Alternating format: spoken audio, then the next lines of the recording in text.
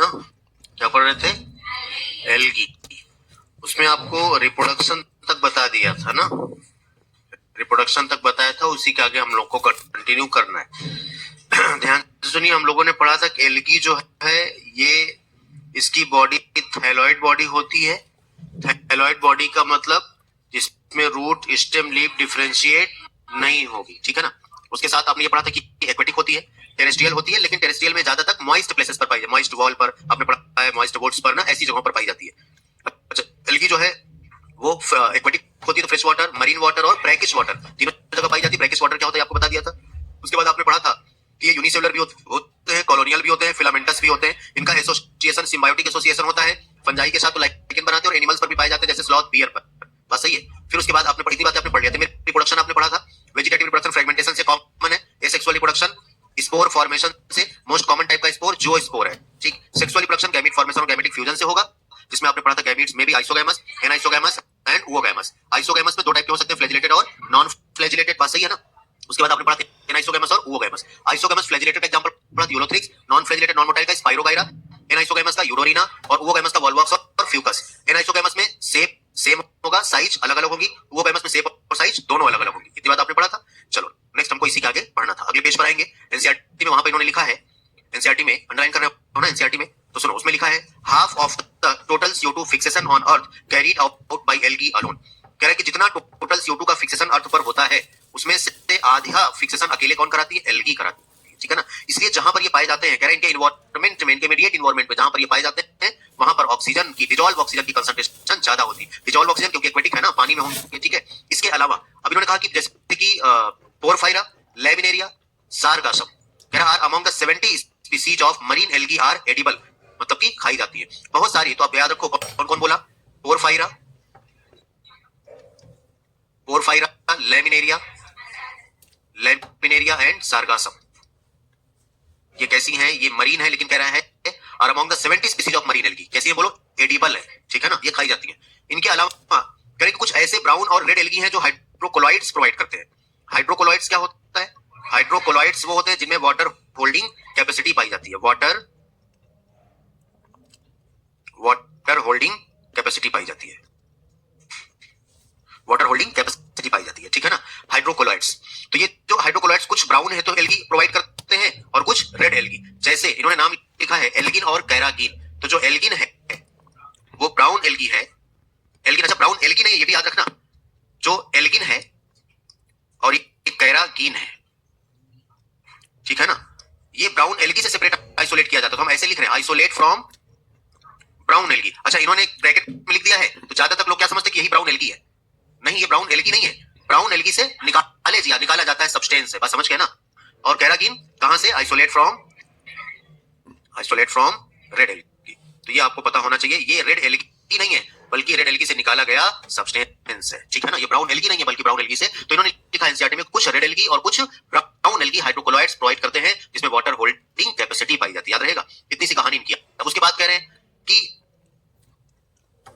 अगार, कह रहे हैं एक सब्सटेंस है जो कि निकाला जाता है कहां से, जेलेडियम और ग्रेसिलेरिया से।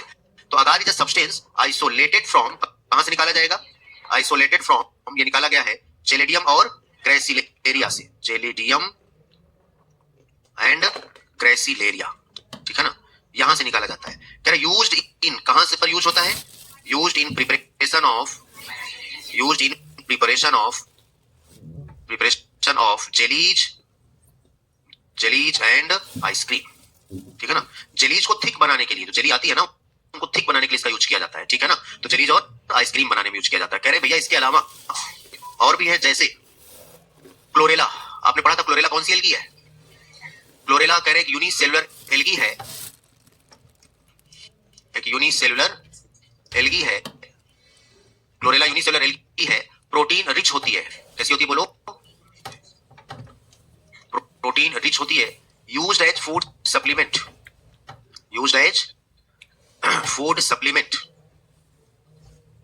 कह रहा इवन बाई, कह रहा यहां तक कि space traveller, even by space travellers, कह रहा यहां तक कि जो स्पेस ट्रेवलर्स होते हैं ये भी इसका यूज करते हैं फूड सप्लीमेंट के फॉर्म में, बस समझ गए।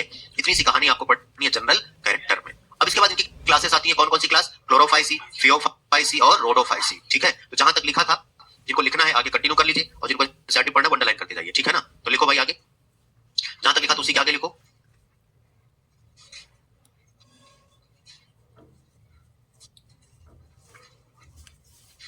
लिखो half of the CO2 fixation on the earth, मतलब टोटल का हाफ ना,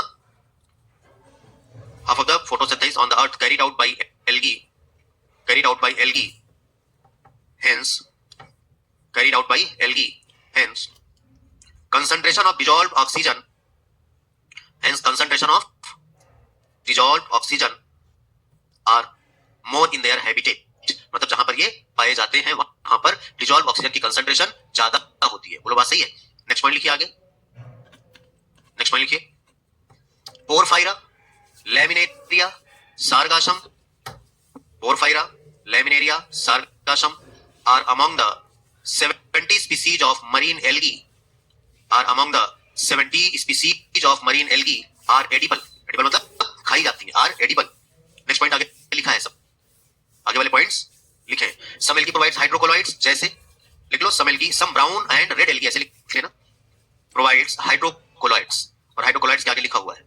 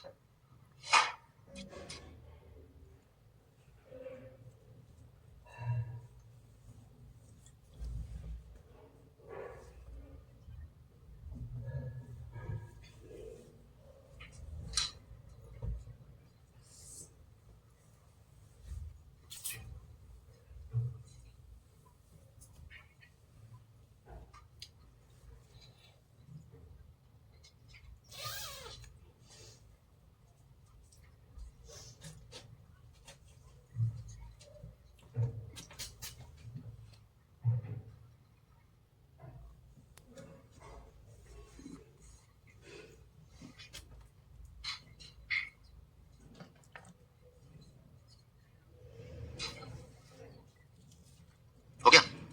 चलो, कितनी क्लासेस है इसकी? 3।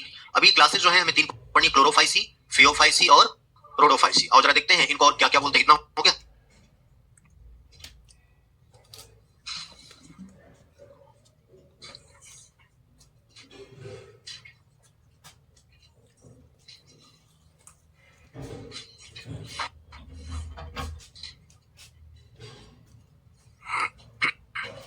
देखो, एक है क्लोरोफाइसी, इसी को बोलते हैं ग्रीन एल्गी।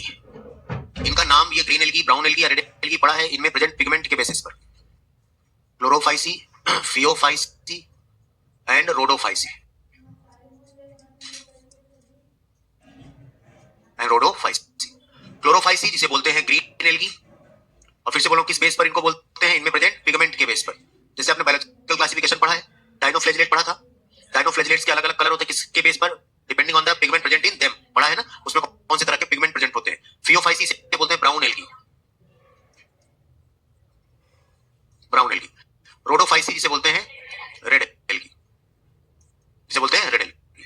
अब जरा बात करते हैं कौन कौन से पिगमेंट्स प्रेजेंट हैं। सुनो, एनसीईआरटी ने ऐसे कैरेक्टरिस्टिक्स ऊपर लिख के इधर क्लोरोफाइसी, फियोफाइसी, रोडोफाइसी करके उनके बारे में लिखा है क्या क्या पाए जाते हैं। तो यहाँ पर देखो, सबसे पहले पिगमेंट की बात करें तो पिगमेंट यहाँ पर होगा क्लोरोफिल ए एंड बी। ठीक है, यहाँ पर पिगमेंट होगा क्लोरोफिल ए एंड सी, और इसके साथ साथ होगा फ्यूकोजैंथिन। क्या होगा? फ्यूकोजैंथिन। ठीक है ना, इनका जो कलर होता है वो जनरली इनकी वजह से तो है, ये कलर देता है फ्यूकोजैंथिन की वजह से। अगर प्रेफरेंस पूछे आपसे कि किसकी वजह से, तो ये लगाओगे। ठीक, और ये होता है किसकी वजह से? क्लोरोफिल ए एंड डी, और इसके साथ साथ यहाँ पर पाया जाता है एंड आर फाइकोएरिथ्रिन। ठीक है ना, आर फाइकोएरिथ्रिन। ठीक है, इसके साथ ये तो पिगमेंट हो गया। यहाँ पर कौन कौन से पिगमेंट है? पिगमेंट के अलावा इनका नाम हमने पहले लिख दिया, उन्होंने यहाँ पर लिखा है ग्रीन एल्गी, ब्राउन एल्गी और रेड एल्गी। ये पाए कहां जाते हैं? अकरेंस इनका क्या? उन्होंने अकरेंस सबसे लास्ट में लिखा है ना, तो वैसे लिख रहे हैं अकरेंस कहां पर है, ध्यान से सुनो। अगर हम यहाँ पर अकरेंस की की बात करें तो हमने पहले भी बताया था कि फ्रेश वाटर में तीनों पाए जाते हैं, फ्रेश वाटर में तीनों पाए जाते हैं, ब्रैकिश वाटर में भी पाए जाते हैं, ब्रैकिश एंड मरीन वाटर में भी, ये तीनों ही पाए जाते हैं, तीनों एल्गी तीनों जगह पर पाई जाती है। लेकिन अब आपको अलग से क्या याद रखना है कि कौन मोस्टली कहां ज्यादा होगी, कौन रेयरली कहां ज्यादा होगी। ये अब सुनो, यहां पर आप बोलते हैं कि ये मोस्टली फ्रेश वाटर में होते हैं। मोस्टली कैसे होते हैं? फ्रेश वाटर में। यहां पर लिखा है फ्रेश वाटर में रेयरली, तो ये ज्यादा कैसे होते हैं पता है, इन्होंने रेयर लिखा है, हम यहां पर लिखा है रेयरली। ये जब आप चले जाइए जहां पर फियोफाइसी क्लास लिखा है, ठीक है ना, वहां पर लिखा है प्राइमरीली मरीन होते हैं, लिखा है ना प्राइमरीली, तो हम यहीं पर जैसा ये बोले आपको आंसर भी वैसा ही करना है। अगर आपसे बोले कि ब्राउन एल्गी प्राइमरीली कैसे होते हैं, मरीन होते हैं, फ्रेश वाटर में कुछ होते हैं, मोस्टली ये ब्रैकिश वाटर में होते हैं, समझ गए ना। तो फिलहाल अब आगे चलते हैं। फ्रेश वाटर में यहां पर लिखा है सम, देखो वहां पर मोस्टली ये रेयर और यहां पर क्या लिखा है सम। यहां पर ये ज्यादातर कैसे पाए जाते हैं? सॉल्टी वाटर में, इन्होंने लिखा है सॉल्टी वाटर मतलब कि मोस्टली। अभी आपको और क्लासेस इनके बारे में लिखेगा, टेबल की बात लिख रहे हैं तो पढ़ेंगे कि जो रेड एल्गी है ना, ये वाटर के सरफेस पर भी पाई जाती है जहां पर ठीक ठाक लाइट आ रही है, और ये डीप इन द ओशियंस जहां पर बहुत कम light, very little light can penetrate, वहां पर भी पाई जाती है। ये तो आपसे क्वेश्चन पूछता है कि सबसे नीचे कौन सी एल्गी पाई जाती है, समझ में, green algae, brown algae, red algae, red algae, ठीक है, ये भी पता होना चाहिए। आगे चलते हैं, फूड स्टोरेज की बात कर रहा है। अगर हम फूड स्टोरेज की बात करें, यहां पर फूड स्टोरेज जो होता है वो होता है स्टार्च। यहां पर फूड स्टोरेज जो है वो है स्टार्च। अभी स्टार्च के अलावा और भी चीजें हैं, ऑयल के ड्रॉपलेट्स भी होंगे। यहां पर हम स्टोरेज बॉडी को बारिनोइड्स बोलते हैं, वो भी अलग से लिखते हैं, इसी में भी लिखेंगे। अभी जो टेबल वाली बात है ना उतना लिख रहे हैं, ठीक है ना।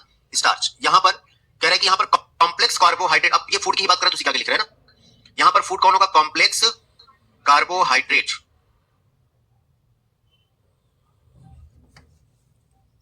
कॉम्प्लेक्स कार्बोहाइड्रेट, जैसे कह रहा है लेमिनारिन एंड मैनिटॉल, लेमिनारिन एंड मैनिटॉल, ठीक है। यहां पर फूड स्टोरेज कह रहा है लेमिनारिन एंड मैनिटॉल, लेमिनारिन एंड मैनिटॉल, ठीक है। यहां पर फूड स्टोरेज होगा फ्लोरिडियन स्टार्च, फ्लोरिडियन स्टार्च, कह रहा है similar in structure like, similar in structure like किसके जैसा? एमाइलोपेक्टिन एंड, तो अब क्या होता है समझ गए, एमाइलोपेक्टिन एंड ग्लाइकोजन, ठीक। उसके बाद आते हैं इनमें फ्लैजिला, फ्लैजिला 2 से 8 एपिकल एंड इक्वल। एपिकल का मतलब समझते हो, टिप पर, जैसे ये है तो यहां टिप पर 2 से लेकर 8 तक हो सकते हैं और सब इक्वल होंगे, ठीक है ना। जैसे आपने ट्यूबलिन वायर से पढ़ा है, छोटे और बड़े होते हैं, one large and one long and one short पढ़ा है, यहां पर एपिकल इक्वल होंगे सारे, ठीक है ना। अब आगे यहां पर 2 unequal, unequal and lateral, 2 unequal and lateral, यहां पर एब्सेंट, यहां पर एब्सेंट। इतनी बात उन्होंने लिखी है, ये लिखा है ना। अब भी आपको अलग अलग याद होना चाहिए। अब हम आगे बढ़ेंगे, इन्हीं के बारे में और बातें करेंगे कि अब ग्रीन एल्गी में क्या क्या इसकी स्पेशलिटी है, ब्राउन एल्गी की क्या है, रेड एल्गी की क्या है, लेकिन इतना आपको पता होना चाहिए। जो लोग लिख रहे हैं नोट करो, और जो लोग पढ़ रहे हैं एनसीईआरटी में टेबल देख लो, टेबल वाली बात है। फिर हम वापस और जो अलग अलग से लिखा है ना उसके बारे में बात करते हैं, ठीक है। आओ जरा पूरा एक साथ लिखते हैं, सुनो और जरा लिख देते हैं, ध्यान से सुनो। अब क्लोरोफाइसी में इसका नाम क्यों पड़ा क्लोरोफाइसी, समझ गए। कह रहे यहां पर अब हम लोग और बात करेंगे, प्लांट है तो प्लांट है तो सेल वॉल भी तो पाया जाएगा, बात सही है ना। और एक एक करके लिखते हैं, वैसे हम लिखते तो ऐसे ही है, इसी में ग्रीन एल्गी लिखते चले जाते हैं, इसमें ब्राउन और इसमें रेड, ताकि आप एक साथ कंपेयर कर सकते हैं। मैं अलग अलग लिख देता हूं, आपको लिखना होगा इसी के नीचे लिख दीजिएगा। ये है देखो पहला। अब हम आते हैं क्लोरोफाइसी पर, हमने सिर्फ टेबल बनाया क्योंकि उसी में एक साथ लिखते हैं।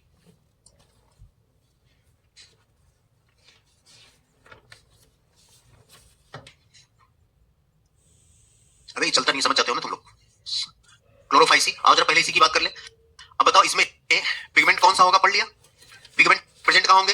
क्लोरोप्लास्ट में। कहां प्रेजेंट होंगे? क्लोरोप्लास्ट में। एक एक करके लिख रहे हैं, ध्यान सुनो। इन्होंने सेल वॉल सबसे लास्ट में दिया है, बाद में, हम पहले लिख रहे हैं शुरुआत से। सेल वॉल यहां पर 2 लेयर पाई जाएंगी, 2 लेयर होंगी, इनर सेलुलोज,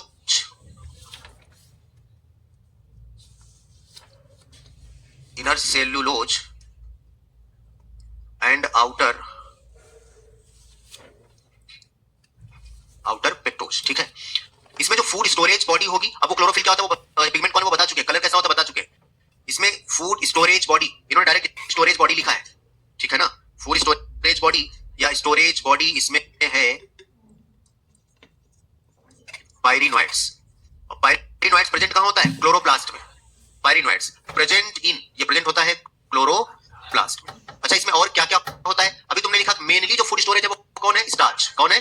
लेकिन स्टार्च के अलावा इसमें और भी पाया जाएगा कौन? प्रोटीन। तो कह इसमें प्रोटीन, ये जो पायरिनोइड है ना, पायरिनोइड कंटेन प्रोटीन बिसाइड्स स्टार्च। अच्छा, अब इसको आप उल्टा भी करके क्वेश्चन पूछता है, प्रोटीन बिसाइड्स स्टार्च, मतलब इसका मेन कौन है? फूड, स्टार्च, लेकिन स्टार्च के अलावा प्रोटीन भी है। इसे उल्टा कर देगा, starch besides protein.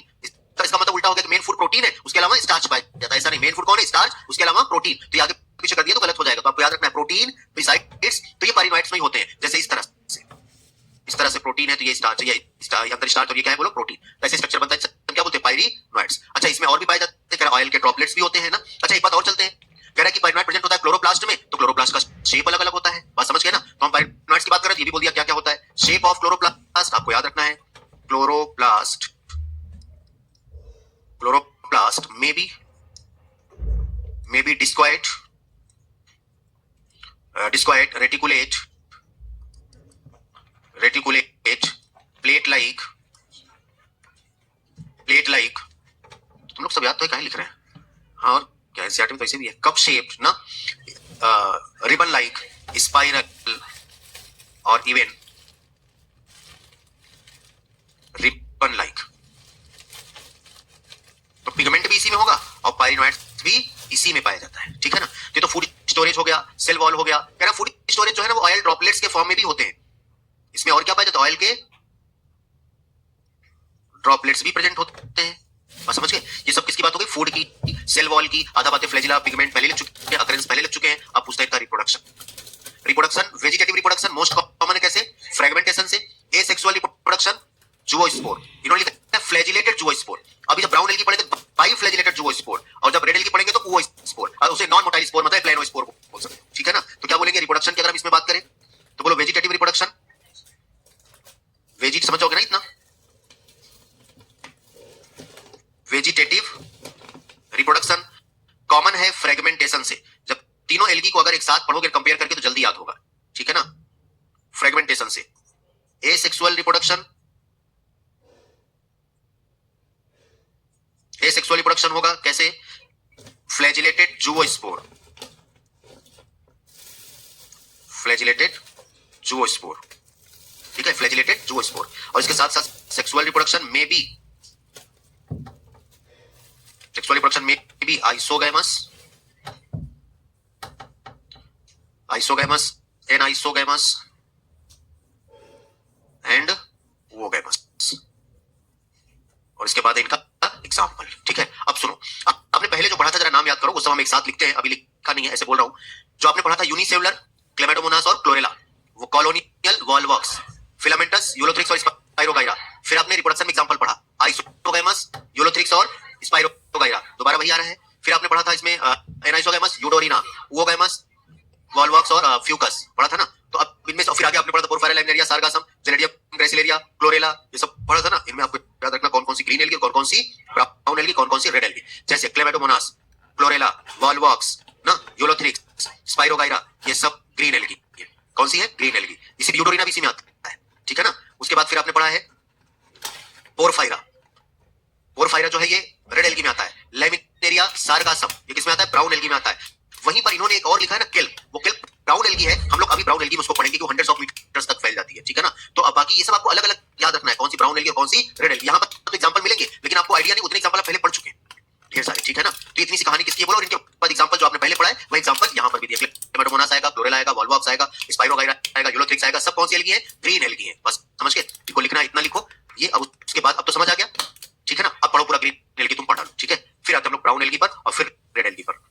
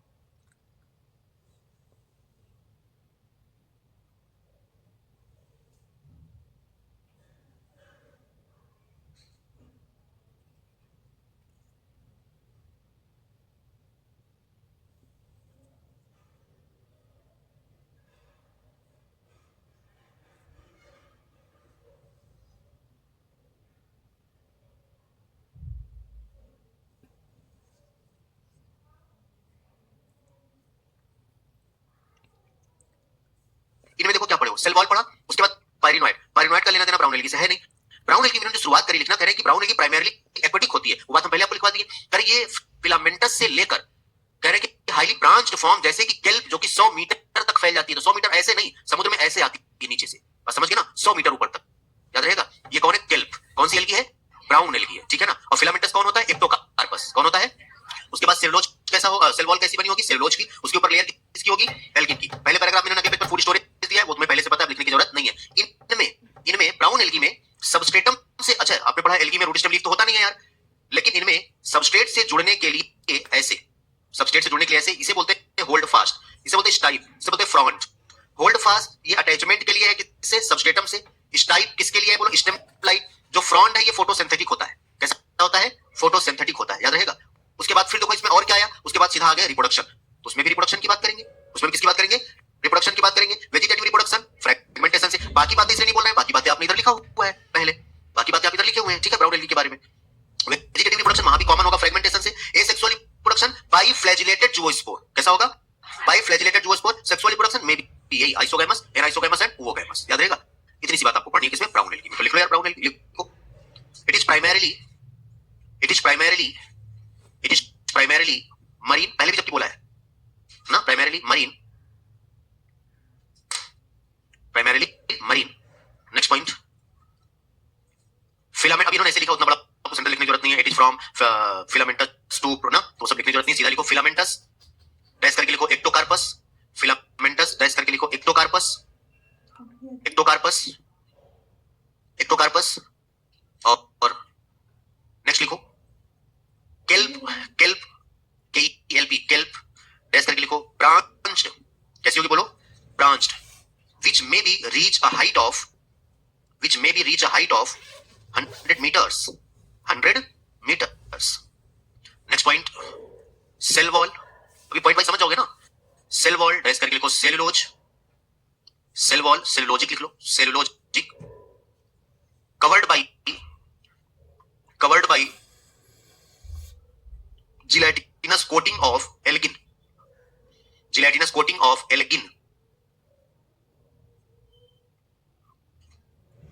Next point, plant है तो वैक्यूल होगा, लिखो सेंट्रली लोकेटेड वैक्यूल, सेंटर में होगा।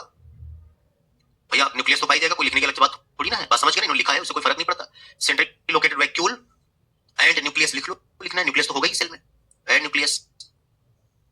अब बोलो प्लांट बॉडी अटैच होगी किसी सबस्ट्रेटम से, कैसे? तो next point, plant body attached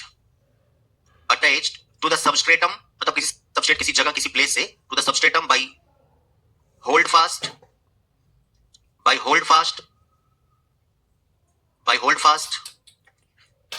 and stalk like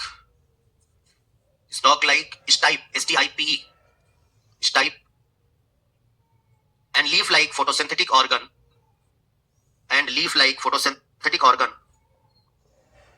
frond, FROND। तो पूछेगा ये कहां पर होते हैं? ब्राउन एल्गी में।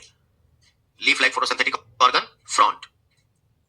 नेक्स्ट पॉइंट, अब बोलो इसका रिप्रोडक्शन बताया था। देखो अगर तुम कैटेगराइज करके पढ़ोगे तो तुम देखो कितना कम पॉइंट तुम्हें पढ़ना पड़ा, नहीं तो पूरा रट्टा मारोगे लंबा सा, यार इतना बड़ा कैसे याद होगा। तो हमने क्या किया, पहले ये अलग से आपने टेबल उन्होंने भी बनाई है, अलग से पढ़ लिया टेबल को, और इसी बात को दोबारा उन्होंने पैराग्राफ में भी लिखा है, और आप जब पढ़ोगे ना फिर उसको पढ़ोगे, क्यों हमें पढ़ना दोबारा। अब तुम उसको छोड़ के, देखो मैं इसको छोड़ के लिखवा रहा हूं तो कितना 3-3 4-4 पॉइंट ज्यादा, लेकिन तो पैराग्राफ देखो फिर, क्योंकि इसी बात को दोबारा लिख के उसको बड़ा कर दिया, ठीक है ना। तो अब इतनी सी बातें हैं, खाली सेल वॉल और ये पायरिनोइड तो हट गया, उसमें इसकी होल्ड फास्ट टाइप और फ्रॉन्ड याद रख लेंगे, ठीक है। और उसके बाद रिप्रोडक्शन, वेजिटेटिव रिप्रोडक्शन कैसा होगा, लिख लो वेजिटेटिव रिप्रोडक्शन डैश करके फ्रेगमेंटेशन।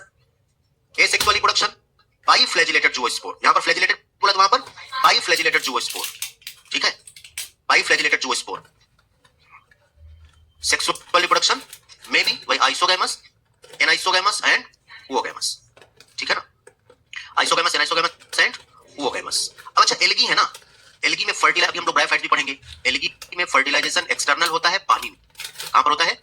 तो नेक्स्ट पॉइंट लिखिए, male and female gamete fused in the water, that is external fertilisation.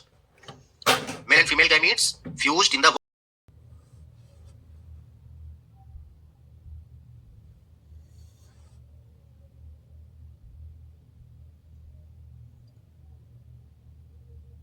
Algae में फर्टिलाइजेशन, हम लोग ब्रायोफाइट भी पढ़ेंगे, एल्गी में फर्टिलाइजेशन एक्सटर्नल होता है, पानी में। कहां पर होता है? तो नेक्स्ट पॉइंट लिखिए, male and female gamete fused in the water, that is external fertilization. Male and female gametes fused in the water, that is external fertilization. और ये फ्यूज होंगे कहां? स्ट्रक्चर होगा ओवोगोनियम, लेकिन वो सिर्फ ओवोगोनियम स्पीसीज में ही होगा। हमने आपको जनरली सबका बता दिया, ठीक है ना। नेक्स्ट पॉइंट लिखो, fertilization takes place in oogonium, OOGONIUM, oogonium, bracket में लिखो इन ओवोगोनियम स्पीसीज, ओवोगैमस स्पीसीज ऐसे लिखना, इन ओवोगैमस स्पीसीज, तो ओवोगैमस स्पीसीज में ओवोगोनियम में होगा। नेक्स्ट पॉइंट, अब गैमीट्स की बात कर रहे हैं। गैमीट्स लिखो, गैमीट्स आर पाइरिफॉर्म, गैमीट्स आर पाइरिफॉर्म, पाइरिफॉर्म का मतलब पियर शेप एंड पियर, अभी लिखने की कोई जरूरत नहीं है, फ्लैजिला आपने पहले पढ़ा है, ठीक है ना, बस इतने लिख लो, ठीक है ना, या लिख लो, आगे लिखो फिर बताते क्यों लिखना। लिखो and pear two laterally attached flagella, क्योंकि गैमीट में फ्लैजिला है, ठीक है ना, two laterally attached flagella. Example आपने पहले भी पढ़ा था, कुछ और एग्जांपल इसमें दिए हैं, जैसे डिक्टियोटा और लैमिनेरिया सार्गासम फ्यूकस पहले भी पढ़ा है, बस सही है ना। डिक्टियोटा यहां पर एक्स्ट्रा दिया, इसके पहले डिक्टोकार्पस और केल्प आपको लिखवा दिया था, बात समझ गए। तो एग्जांपल लिख लो इनके, ठीक, आंसर है सबके पास। अभी पढ़ा पहले डिक्टोकार्पस, केल्प, लैमिनेरिया, डिक्टियोटा, ये सारे किसमें आते हैं? इसी में, सार्गासम, ठीक है ना। और पोरफायरा किसमें आता है? रेड एल्गी में। अब नेक्स्ट हेडिंग डाल दो, रेड एल्गी। अब रेड एल्गी को रेड एल्गी क्यों बोलते हैं, पिगमेंट कौन सा है, ये सारी बातें आपको पता है, ठीक है। लिखो नेक्स्ट पॉइंट, रेड एल्गी में लिखो, दे आर मरीन मतलब समुद्री होते हैं, they are marine with greater concentration, they are marine with greater concentration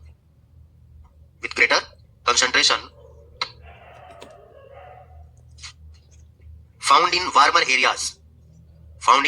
warmer areas, warm places पर, गर्म जगहों पर। Next point, they occur in both, अभी बताया था कि वाटर सरफेस पर भी जहां पर लाइट अच्छे से पहुंच रही है और समुद्र की गहराई में भी जहां पर लाइट बहुत कम पहुंच रही है, दे अकर्स बोथ। लिखो, well lighted region close to the surface of water, जहां पर लाइट ज्यादा होगी, close to surface of water, and also at great depth मतलब गहराई, and also at great depth, DEPTH, depth in ocean मतलब समुद्र में बहुत नीचे, in ocean where relatively little light can penetrate. Relatively क्यों बोला? क्योंकि ऊपर तो ज्यादा लाइट है ना, तो नीचे उतना तो जा नहीं रही, उसके कंपैरिजन बहुत कम। Relatively very little light can penetrate मतलब बहुत कम लाइट जा पाएगी। Next point, red algae mostly multicellular, ज्यादातर कैसे है ये? मल्टीसेलुलर। फूड स्टोरेज पहले से पढ़ा है, बात समझ गए ना। अब रिप्रोडक्शन वही लिख लो, reproduction vegetative fragmentation. Next point, asexual reproduction dash करके नॉन मोटाइल स्पोर, ब्रैकेट में एप्लेनोस्पोर बोल सकते हो, फंजाई पढ़ाया था ना, नॉन मोटाइल स्पोर, एप्लेनोस्पोर। और last sexual reproduction by non motile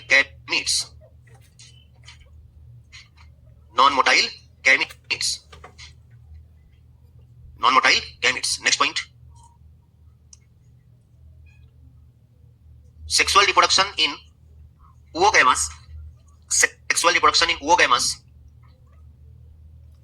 oogamous, have most complex development after fertilization. Fertilization के बाद कॉम्प्लेक्स डेवलपमेंट का मतलब एम्ब्रियो बनेगा, और एम्ब्रियो बनने का मतलब ब्रायोफाइटा की पहचान है, बात समझ गए ना। तो इसके बाद कौन डेवलप होता है? ब्रायोफाइट्स, ठीक। एग्जांपल इसका लिख लो भैया, पहले बताया था पोरफायरा, ग्रेसिलेरिया और जेलेडियम, एक और एक्स्ट्रा दिया है पॉलीसाइफोनिया, ठीक है, तो याद कर लो, बाकी एग्जांपल पहले पढ़ चुके हैं आप, ठीक। इसके बाद नेक्स्ट है अगला ब्रायोफाइट्स, ठीक है। इतना है एल्गी था, अब नेक्स्ट क्या है? ब्रायोफाइट्स, ठीक है। अब सुन लो, खाली ब्रायोफाइट्स में बोल रहा हूं, लिख नहीं रहे, ध्यान से सुनो। एल्गी जो है वो कैसी है बोलो? Aquatic, largely aquatic. देखो, लार्जली, मोस्टली, यूजुअली, जनरली, ये सब एक ही है, कुछ भी लिख के दे। लार्जली मतलब ज्यादातर, मोस्टली मतलब ज्यादातर, लार्जली मतलब सब वही है। ज्यादातर ये कैसे होते हैं? एक्वेटिक होते हैं। टेरेस्ट्रियल भी होते हैं, लेकिन मॉइस्ट प्लेसेस पर, मॉइस्ट वॉल, मॉइस्ट वुड्स ऐसी जगहों पर पाए जाते हैं। पहली बार ब्रायोफाइट्स लैंड पर आए, पहली बार ब्रायोफाइट्स लैंड पर आए। अभी आपने पढ़ा एल्गी फर्टिलाइजेशन एक्सटर्नल पानी में ना, ये पहली बार लैंड पर आए, लेकिन पूरी तरह से सक्सेस नहीं हुए। ये लैंड पर तो आ गए, लेकिन इनको अभी भी सेक्सुअल रिप्रोडक्शन के लिए वाटर की जरूरत पड़ती थी, इसलिए ये दोनों जगहों पर बिना वाटर के लाइफ साइकिल कंप्लीट नहीं होगी। बात समझ गए? जब तक फर्टिलाइजेशन नहीं होगा, जाइगोट नहीं बनेगा, अगली जनरेशन नहीं आएगी, तो लाइफ तो वहीं पर इनकी खत्म। जनरेशन बढ़ाने के लिए रिप्रोडक्शन होगा, उसके लिए वाटर की रिक्वायरमेंट है, तब इनकी लाइफ क्या क्या होगी, कंप्लीट होगी। इसलिए इनको बोलते हैं amphibians of plant kingdom. Amphibia का मतलब क्या एनिमल किंगडम में पढ़ा, ड्यूअल नेचर, जो लैंड और वाटर दोनों पर रह रहा हो, इनको बोलते हैं एम्फीबियंस ऑफ प्लांट किंगडम, ठीक है ना। ये जो ब्रायोफाइट्स हैं, इनकी जो बॉडी इसके लिए थायराइड बॉडी बोलते हैं, लेकिन more differentiated than that of algae. Algae से ज्यादा डिफरेंशिएटेड है, इसमें root stem leaf like structure होगा। रूट स्टेम लीफ नहीं होगा, root stem leaf like structure होगा। याद करो प्लांट किंगडम थोड़ा सा बताया था बायोलॉजिकल में, बताया था प्लांट में अल्टरनेशन ऑफ जनरेशन पाई जाती है। प्लांट की बॉडी गैमेटोफाइट और स्पोरोफाइट होती है, इनकी मेन प्लांट बॉडी गैमेटोफाइट होती है। तो गैमेटोफाइट एन होता है, तो मेन प्लांट बॉडी हैप्लॉइड होती है। कैसी होती है, हैप्लॉइड होती है। कह रहे इनका कोई इकोनॉमिक इंपॉर्टेंस तो नहीं है, आर्थिक महत्व इनका कोई नहीं है, लेकिन फिर भी कुछ ऐसे हैं जो मैमल्स के लिए, बर्ड्स के लिए, कुछ एनिमल्स के लिए फॉडर प्रोवाइड करते हैं, चारा प्रोवाइड करते हैं। एक इनमें हम लोग दो पार्ट पढ़ेंगे यार, इनमें पढ़ेंगे लिवरवर्ट और मॉसेस। लिवरवर्ट और दो ग्रुप पढ़ेंगे। एक मॉस है स्फैगनम, जो कि पीट प्रोवाइड करता है, और पीट जो है ना फ्यूल के फॉर्म में भी यूज किया जाता है और लिविंग मटेरियल के ट्रांसशिपमेंट में भी इसका यूज करते हैं, ठीक है ना। उसके साथ साथ कह रहे कि ये जो है ना ब्रायोफाइट्स, ये सॉइल पर, अच्छा इकोनॉमिक इंपॉर्टेंस कम है लेकिन इकोलॉजिकल इंपॉर्टेंस ज्यादा है। क्यों? सबसे पहले अच्छा कहीं कोई पत्थर है, उस पर कोई प्लांट ग्रो कर सकता है? नहीं, उस पर सबसे पहले ब्रायोफाइट्स आते हैं। ये एसिड रिलीज करते हैं, जिसकी वजह से जो पत्थर है ना वो टूटेगा, सॉइल का फॉर्मेशन होगा, और इसमें सैकड़ों हजारों साल लगते हैं। हम लोग पढ़ते इकोलॉजी में सक्सेशन, हालांकि अभी पॉइंट कर चुका है। तो सबसे पहले ब्रायोफाइट्स आते हैं लाइकेन के साथ, ठीक है ना। तो ये प्लांट के सक्सेशन में मदद करते हैं, इसलिए इनका इकोलॉजिकल इंपॉर्टेंस ज्यादा है, इकोनॉमिक इंपॉर्टेंस कम है। कह रहे कि ब्रायोफाइट जो है ना सॉइल पर मैट के जैसे फैल जाते हैं, और ये सॉइल इरोजन को कम करते हैं, मिट्टी के कटाव को कम करते हैं। आप देखिए अभी बारिश हो रही है, कहीं पर घास हो किसी जगह पर, और कहीं पर ऐसे ही बिल्कुल क्लीन हो। जब बारिश हो तो मिट्टी ज्यादा कहां की कटती है, जो ऐसे प्लेन है जहां पर ग्रास है वहां पर मिट्टी नहीं कटती। ऐसे ही जहां पर अब कहीं कोई मैदान पर पूरा घास हो, तो वहां देखो कितनी बारिश हो तो मिट्टी तुम्हारे पैरों में नहीं लगने वाली। बात समझ गए ना, मिट्टी कटी नहीं रही इनकी वजह से। और कहीं ऐसे चले जाओ वहां पूरा कीचड़ हो जाएगा बारिश होगी, बोलो बात सही है। तो ऐसे ही ब्रायोफाइट्स पूरा फैल जाते हैं, तो जो रेन का इंपैक्ट है, जो बारिश का प्रभाव है, वो कम पड़ जाता है, सॉइल इरोजन नहीं हो पाता। कह रहे it reduces the impact of rainfall on the soil. बात समझ गए। लेकिन इसको सॉइल बाइंडर नहीं बोलते, सॉइल बाइंडर बोलते हैं टेरिडोफाइट्स को। इसको बोलते हैं अलग अलग, पूछे कि प्रिवेंट सॉइल इरोजन तो यही लगाओगे, लेकिन सॉइल बाइंडर बोले तो टेरिडोफाइट्स पर हम लोग बाद में आएंगे। अच्छा, इनमें रूट स्टेम लीफ तो होता नहीं है, तो इसमें वाटर एब्जॉर्प्शन के लिए राइजोइट पाए जाते हैं। कहीं पर यूनिसेलुलर, कहीं पर मल्टीसेलुलर। यूनिसेलुलर इनका ग्रुप है लिवरवर्ट, उसमें होता है, और मॉस में मल्टीसेलुलर होता है। उनकी बॉडी अलग अलग पढ़ेंगे, लिवरवर्ट और मॉसेस की। मेन प्लांट बॉडी कैसी होगी, गैमेटोफाइट। आते हैं रिप्रोडक्शन पर, ये तो जनरल क्राइटेरिया हो गया। रिप्रोडक्शन पर सेक्स ऑर्गन इनमें मेल और फीमेल सेक्स ऑर्गन एंथ्रेडियम और आर्चिगोनियम बोलते हैं। Male sex organ antheridium, female sex organ archegonium, जो कि फ्लास्क शेप की होती है। एंथ्रेडियम, अच्छा मेन प्लांट बॉडी गैमेटोफाइट है, तो ये एंथ्रेडियम और आर्चिगोनियम इनके गैमेटोफाइट है। एंथ्रेडियम गैमीट बनाएगा माइटोटिक डिवीजन से, नाम है एंथ्रोजॉइड, मेल गैमीट, और आर्चिगोनियम भी गैमीट बनाएगी माइटोटिक डिवीजन से, फीमेल गैमीट, नाम है एग सेल। और ये दोनों फ्यूज होंगे, ट्रांसपोर्ट होगा ये वाटर के थ्रू। बात समझ गए। तो जब ये दोनों फ्यूज होंगे तो जाइगोट बनेगा। अच्छा, कि मेन प्लांट बॉडी कैसी है, एन, जाइगोट बना, 2n डिप्लॉइड। तो अब कैसा डिवीजन होना चाहिए, मियोसिस, ताकि फिर से n बन जाए, लेकिन तुरंत मियोसिस नहीं होती। जाइगोट में पहले माइटोसिस होती है, 2n कंडीशन आता है, मल्टीसेलुलर कंडीशन, जिसका नाम स्पोरोफाइट होता है। फिर स्पोरोफाइट में मियोटिक डिवीजन होकर स्पोर बनते हैं, जो कि सिंगल सेल है लेकिन n है, और फिर स्पोर माइटोटिक डिवीजन के वापस से गैमेटोफाइट बना देता है। ये लिवरवर्ट मॉस दोनों में ऐसा ही होता है, थोड़ा सा डिफरेंस है मॉस का, ठीक है। तो हम लोग